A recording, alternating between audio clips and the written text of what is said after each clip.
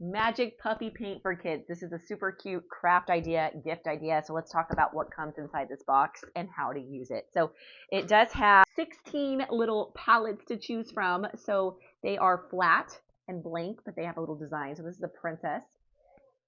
And just has an assortment of different ideas, unicorns, stars, castles, all sorts of fun stuff to color. It comes with 12 acrylic markers and 2 aqua pens and a little charm chain because they all have holes on top. So I want to show you a finished one I just did. Super cute.